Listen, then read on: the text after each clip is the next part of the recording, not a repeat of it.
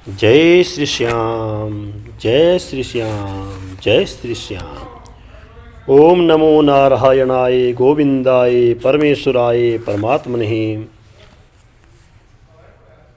परम ममता में माताएं, करुणा में बहनें एवं भक्त वृंद बाल गोपाल, देश एवं विदेश में मेरे से जुड़े हुए मेरे सभी भाई बहनों, भाई बंधुजनों, आप सभी को जय श्री राम, जय श्री राम। आइए आज हम माघ महात्म्य के अंतर्गत उस दिव्य कथा का श्रवण करते हैं।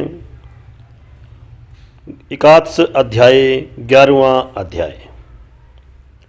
पूर्व प्रसंग के अनुसार देवदूत और उस वैश्य विकुंडल के बीच में संवाद चल रहा है, लेकिन आज का जो दिव्य रहस्य है, देवदूत ने विकुंडल को सुनाया, वो हम सभी के लिए प्रेरणादायक है, शक्तिदायक है, भक्तिदायक है।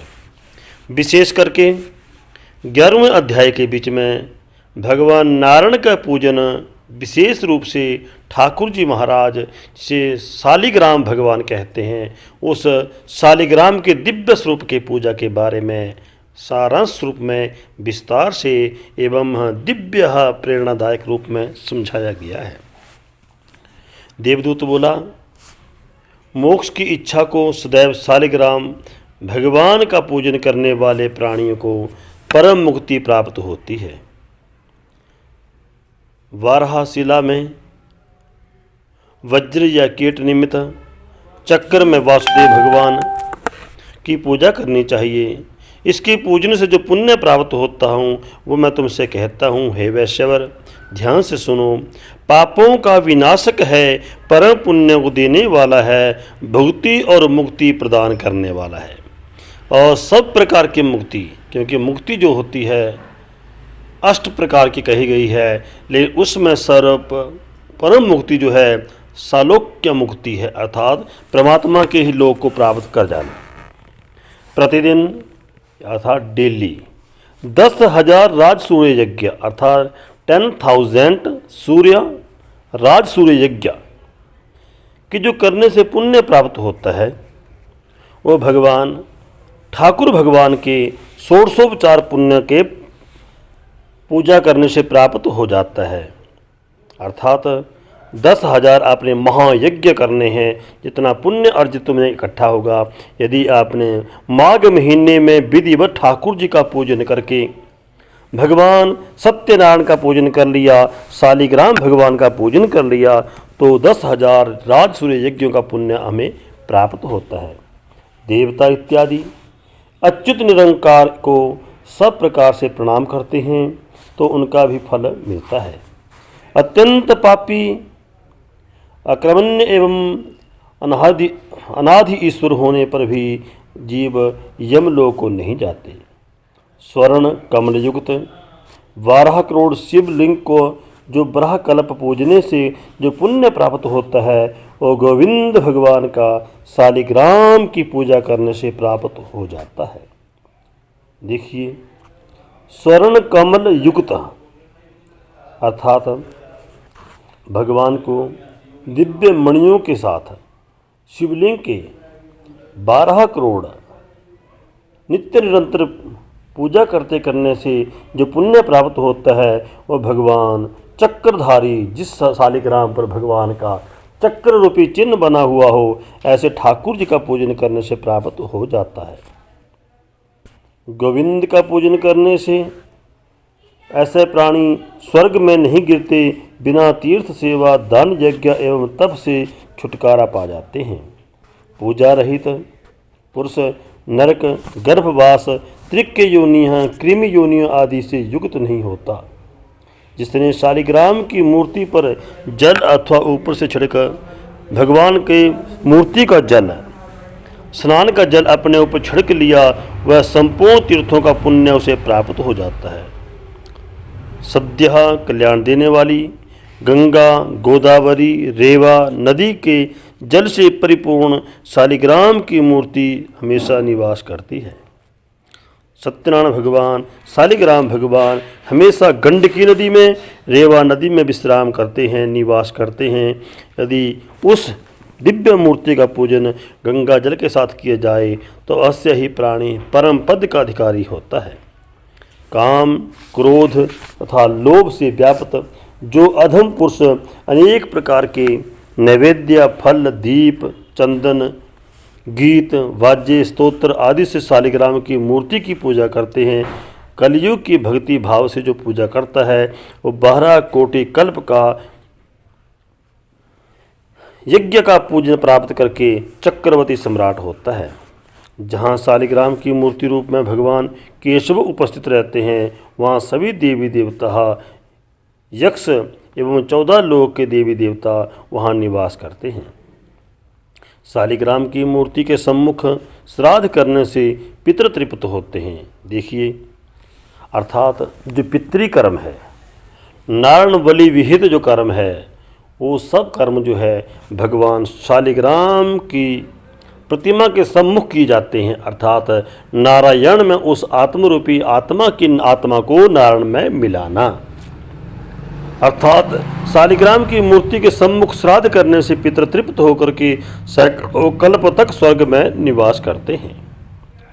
जो लोग नित्य शालिग्राम की मूर्ति पर जल से स्नान कराते हैं और उसका पान करते हैं, हजारों पंचगव्य के आचमन का, सहस्र कोटि तीर्थों करने का, स्नान करने का, यात्रा करने का पुण्य उन्हें प्राप्त होता है।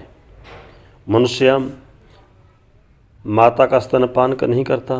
जहाँ पर शालिग्राम की मूर्ति हो वह 3 योजन तक तीर्थ कहलाता है। अर्थात जिस स्थान पर भगवान सत्यलोक सत्यनारायण भगवान, विशेष करके साधारण स्वरूप से सत्यनारायण भगवान की जो पूजा का रहस्य है, सत्यनारायण भगवान की कथा का रहस्य जो है वो दिव्य स्वरूप में कहा गया है।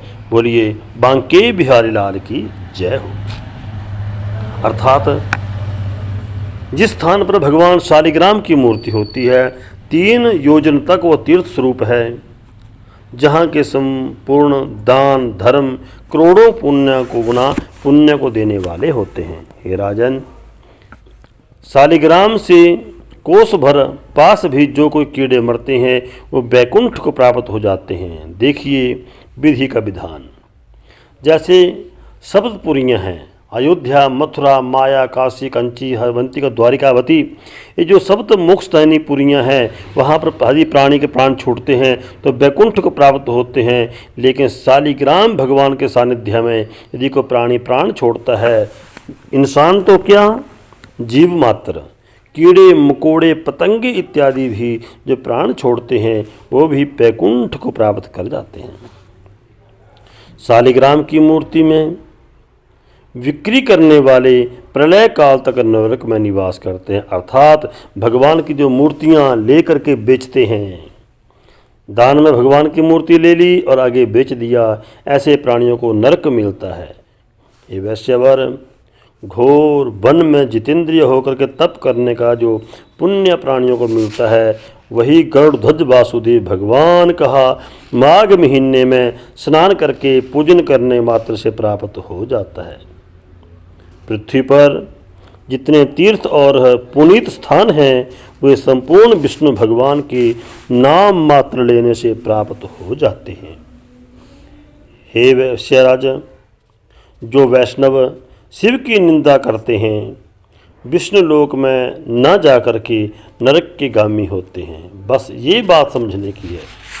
आप विष्णु की पूजा करते हैं और शिव की निंदा करते हैं, तब हमें स्वर्ग नहीं, पूजा भी करी, दया भी करे, धर्म भी किया, दान भी किया, लेकिन नारायण की पूजा के साथ उस हरि का, शिव का अपमान करते हैं, वो कभी भी स्वर्ग को प्राप्त नहीं होते, वो नरकगामी होते हैं। और वही बात शिव पूजा में कही गई है कि जो शिव की पूजा करते हैं लेकिन ठाकुर की पूजा नहीं करते, ऐसे प्राणियों को भी नरक में वास मिलता है। तो साथियों, दिव्य रहस्य हमारे शास्त्रों में वर्णित दिव्य रहस्य माघ महात्म्य का रहस्य ये 11वें अध्याय का महात्म्य जो हमारे 18 पुराणों के अंतर्गत पद्म पुराण है, उसमें वर्णित है विस्तार पूर्वक। 12 महीनों का महात्म्य वर्णित है, लेकिन सर्व से प्रथम जो एक शरद ऋतु के बाद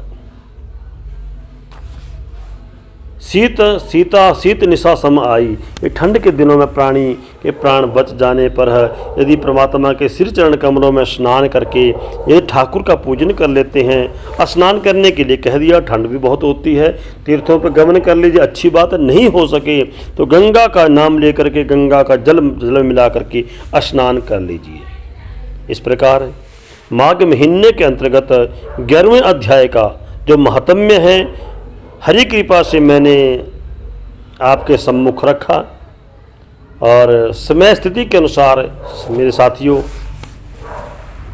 कहते भी हैं कि इंसान का जन्म सत्कर्म, उसके विचार, उसकी मर्यादाएं और उसका आचरण और उसके व्यवहार से याद किया जाता है।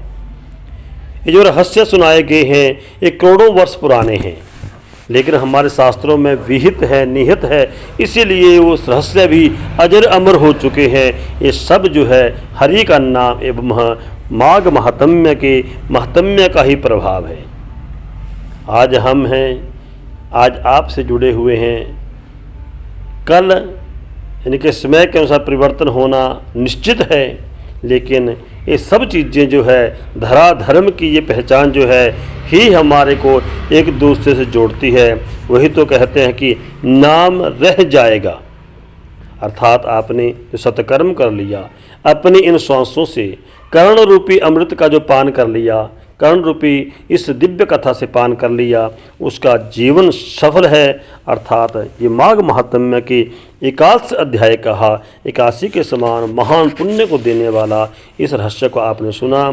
साथियों, नित्य निरंतर जुड़े रहिए इन दिव्य कथाओं के साथ, हमारे YouTube चैनल के साथ। साथियों, जय श्री राम, नमस्कार।